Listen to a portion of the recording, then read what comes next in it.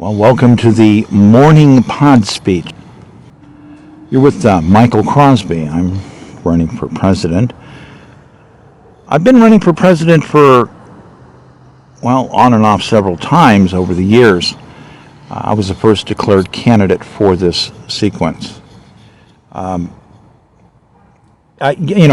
off, I got to deal with something that really bites. We have Kamala Harris claiming that she's prosecuting Donald Trump. And that's a lie. I'm a guy, I've been shot at twice in recent history. Donald Trump got shot at once. I've been shot at 7 times over the course of my life. So, 2 recent assassination attempts, despite the fact that this is not a good thing. These are something that I'm not necessarily surprised. You're surprised at the moment it happens, but you're not necessarily surprised that it can happen. When you're working with cutting-edge archive materials, you're working with AI, you're working with discovery methodologies, logic methodologies, to understand the nature, frankly, of evil itself. There are dangers involved when you're working with high-end information. High-end analyst is basically the ability to really understand material. Being able to interpret the data correctly is of the highest value. This makes you someone that can be on cutting edge. And when you get people that are grandstanding and they're lying,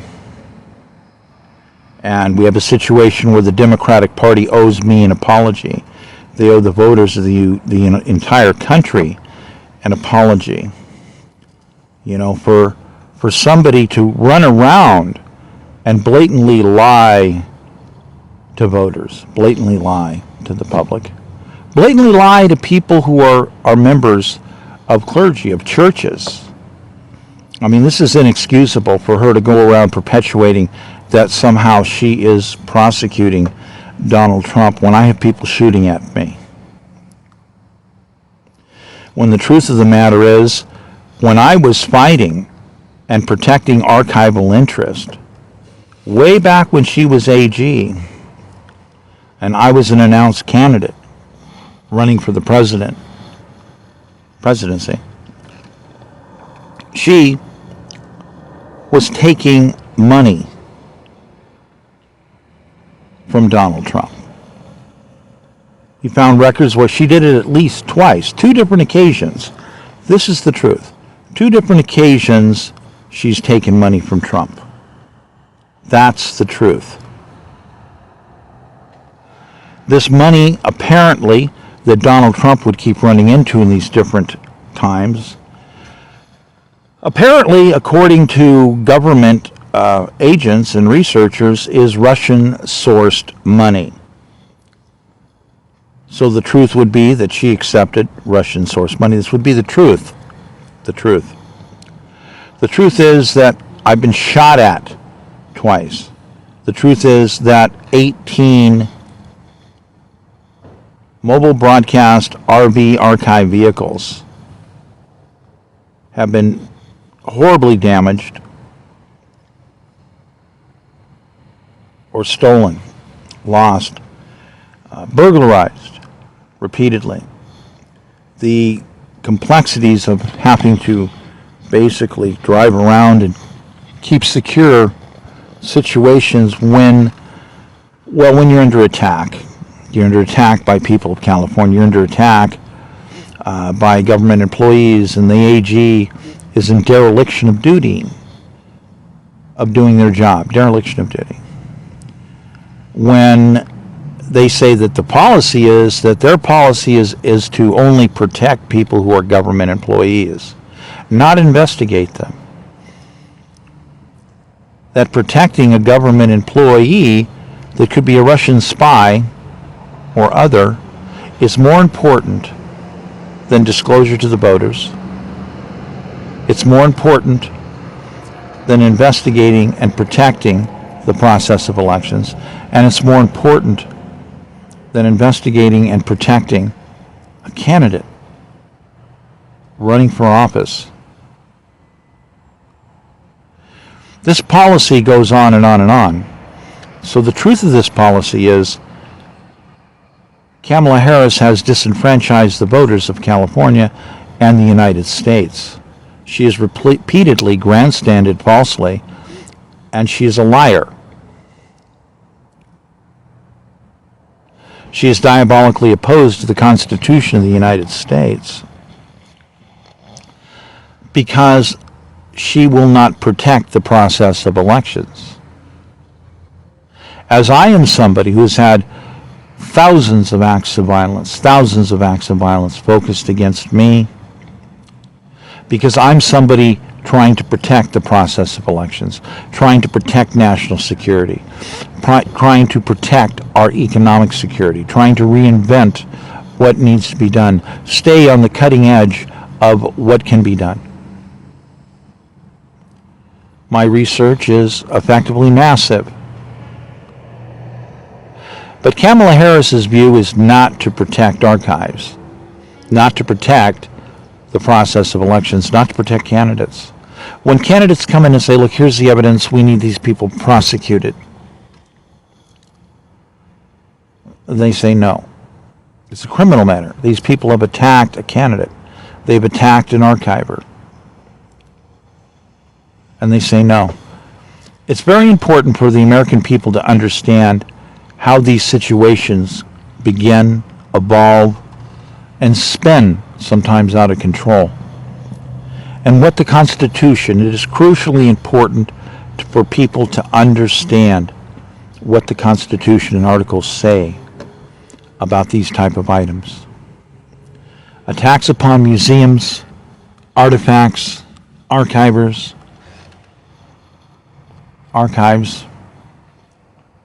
These items have mandatory death penalty sentences. This is not a game. This is a very serious problem. And when you have a long history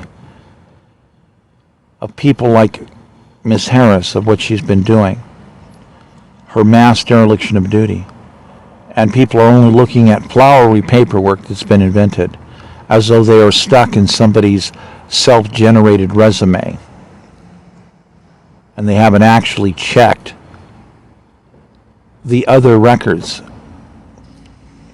They haven't actually checked the other items, those skeletons in the closet. Actually checked with other people that are like, yeah, I was a candidate then and I'm a candidate now, and yeah, I was coming under attack, and she would not protect archives. She would not prosecute police officers that were harassing candidates, harassing archivers. Completely, obviously, blatantly false tickets. When other states say, yeah, we've got electronic records that completely show something different, that this man's license is current, his tags are paid for, his tabs are paid for, the license is paid for, his insurance is paid for, everything is current. And she will not prosecute parties. These are parties who've committed felonies that can put them in prison for 70 years at that time. 70 years. But instead, she aids and abets the parties in getting away. She aids and abets the parties in continuing in their work, in their job, to commit more crime, to be at large and be a danger to the process of elections. This is the truth about Ms. Harris. And as more charges and items come in and say, look, this electronic processing you guys keep doing is illegal, it's inaccurate, it's a lie. We keep showing you the records, we keep sending you the records, we keep calling you on the phone, we keep asking you, would you just let your fingers do the walking, do the database, just like any investigator in the field would, like any investigator. And they can see, and then they turn around and say, well, there's nothing we can do. No, that's a lie. Actionable information is right there in front of you, and you know it. You know what's been discovered. Yet you're going to continue to harass and blacklist a candidate. You're going to actively participate in interfering with the process of election. This is Miss Harris. This is her and her people. She's not a builder. I'm a builder. She's not a builder. I'm a builder. I build futures. I build technology. She's a destroyer. She's a prosecutor. She destroys people's lives. She grandstands off of her record, standing up and saying, look at these bozos I prosecuted. That's a standardized job. It happens all over the country. The nature of our society has a certain percentage of people that are really screwed up in the brain. That's reality. That's every day that we have to deal with this. There's not necessarily any type of understanding other than that's just a job that any prosecutor would be doing if the case came into them. The importance of when special cases come up and she won't do her job, and then she's actively aiding and abetting other parties who are interfering with the process of elections. When the parties are archived, the understanding here is important for the people to understand. These items have a prescription by the Constitution and articles that are mandatory. These are death penalty areas. Death penalty. So as we move forward and the cases get refiled and we move forward, we have a situation where this person's intent is going to keep perpetuating a lie. She's going to keep running around and lying to citizens, to voters. She's going to keep lying to members of clergy. This has to be stopped. These lies must be stopped. I am demanding a formal apology from the Democratic Party. When we have people such as Julie Su, also out of California, who deliberately blacklist candidates, who have been caught red-handed in some of the largest crime operations in the history of humanity. Busted red-handed. As the state of California owes me money and still refuses to pay me, as they endanger my life, as over this sequence, they are also informed that they owed me money, that they did illegal shutdowns, that Congress gave them money and ordered them to pay. Congress ordered the money up and says, here, we are providing money for situations. Pay these people. Dispense this money wisely. Get this done. But that's not what happened. Mass blacklisting is what happened. People used it for their own personal gains. They set up their own personal memeism communication networks as they abandoned the continuity of communications with both government and the process of elections. This is the truth. I demand a formal apology from the Democratic Party.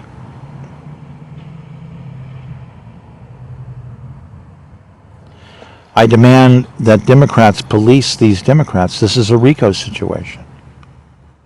This is a RICO. I will shut down the entire Democratic Party. I will seize it as a RICO. I will show you what prosecutors can do. I've already filed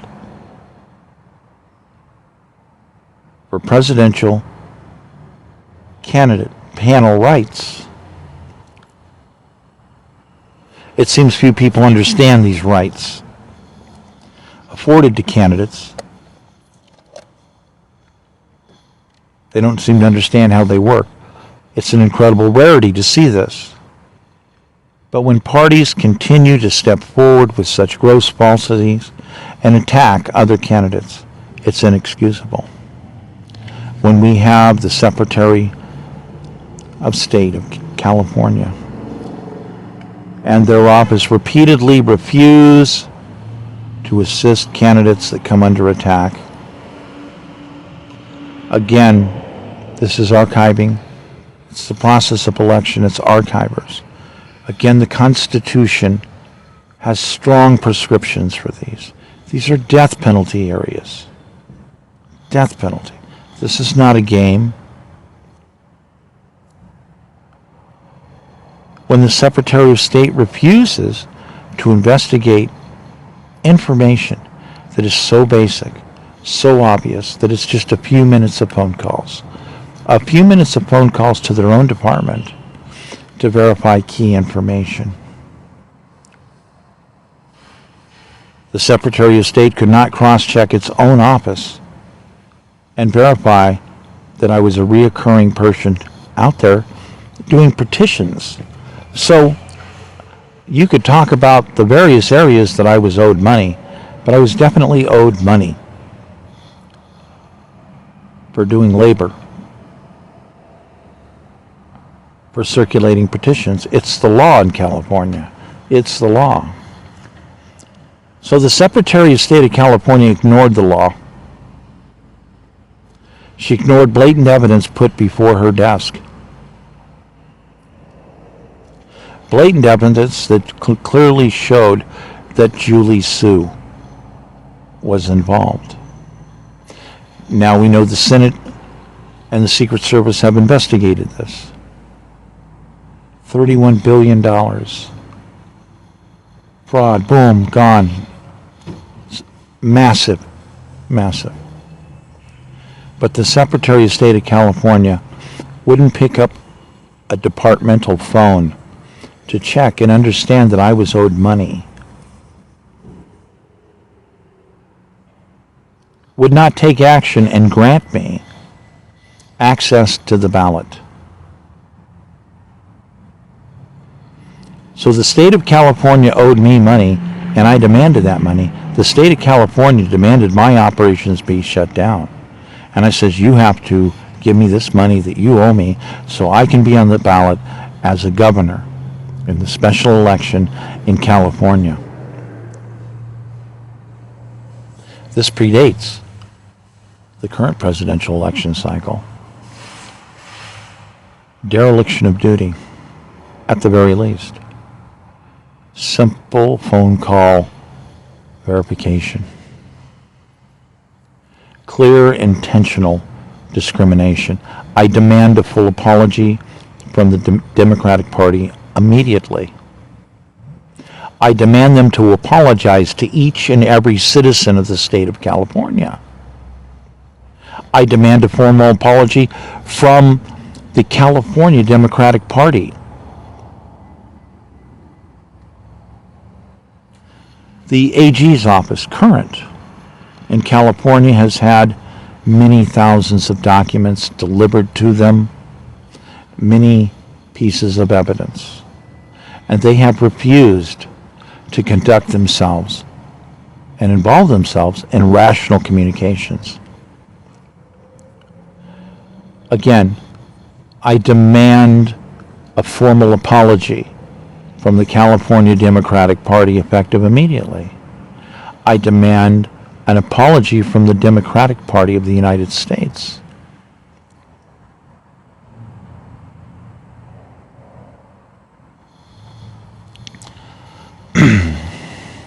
When Hillary Clinton was spied upon by the Russians and suits were filed, I contacted people in government. They told me, yes, there were other victims. Other victims would have to pursue things themselves because they didn't have any money allocated in their budget or policy to allow them to go further for the victims. So I communicated with the Democratic Party, and they assured me that they would contact me and keep me in the loop as to that lawsuit involving Russian intrusion. They refused to do so, even though I repeatedly called them, and they stated, yes, people will get back with you. So they end up in front of a judge. They did not consult with me. They did not interview me. They would not consult with me, even though I was trying to get communications working. My end was working. Their end was not. A judge entered a judgment that was improper. Basically, giving a decision in favor of the Russians. That was an improper decision, and I knew why, and I could explain exactly how and why that was. But because the Democratic Party did not make sure to keep me in the loop, me who was also a victim of espionage, they didn't have my input to say, by the way, there's a clause over here that clearly states that the treaty that you're quoting there, Your Honor, is null and void if certain violations occur. And this very case just happens to be an example of that violation. And therefore, you could not possibly make that determination because of this mandatory congressional protectionary loophole to protect the people of the United States. Well, because improper legal processing occurred, and because the Democratic Party did not live up to their responsibilities and communicate with me, again, I demand a formal apology from the Democratic Party.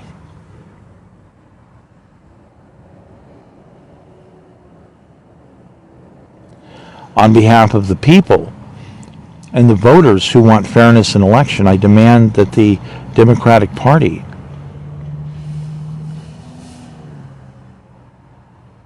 pay restitution to me and put money forth so we can redo these cases, so that we can protect the voters from espionage, to protect this country from espionage, to protect candidates from espionage.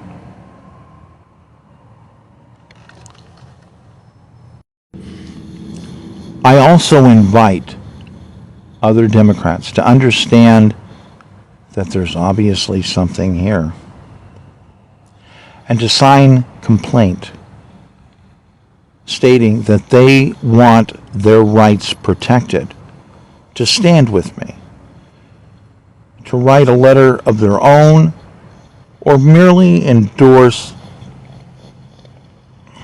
the letter I provide.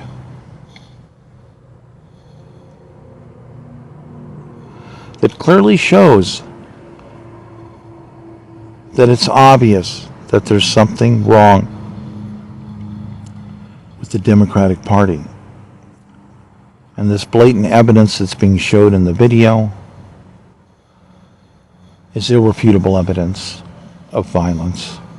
Again, I invite Democrats to endorse complaint, to purge the Democratic Party of these problems and flaws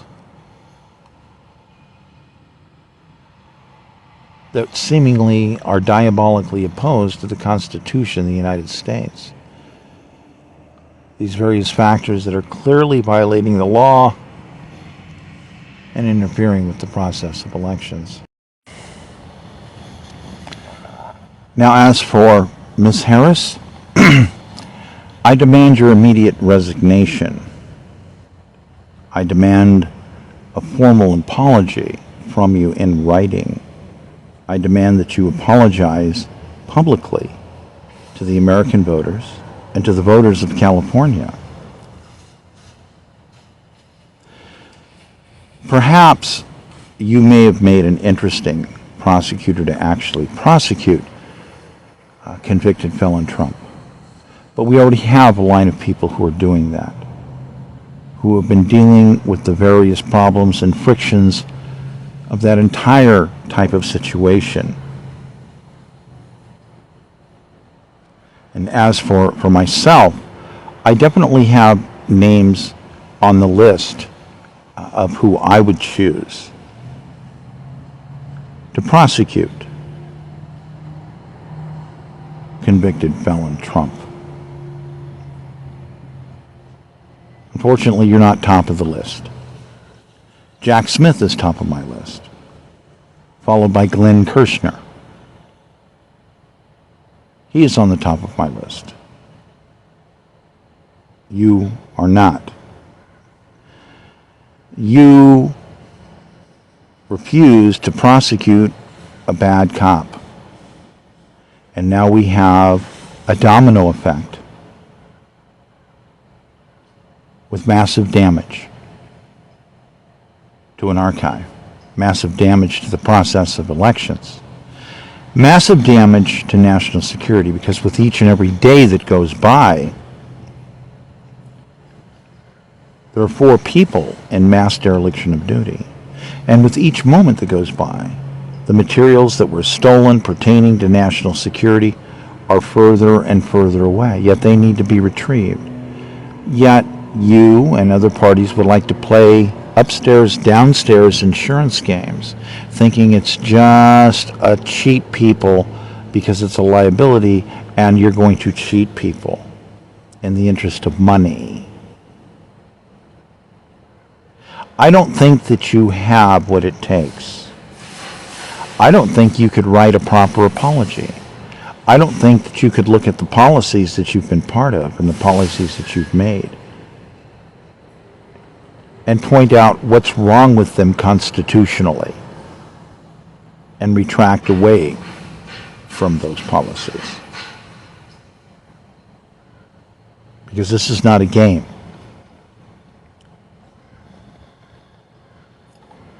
I don't think you have the guts to point out people who have worked in your departments before, to prosecute them for what they've done. Frankly, it'll be very hard for you, almost impossible in my opinion, for you to convince me not to prosecute you.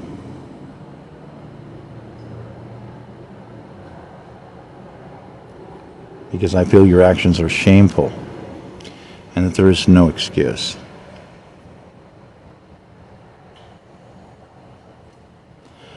For all those that will be listening to this video, there will be written material coming out of it, and I want to thank you for your time.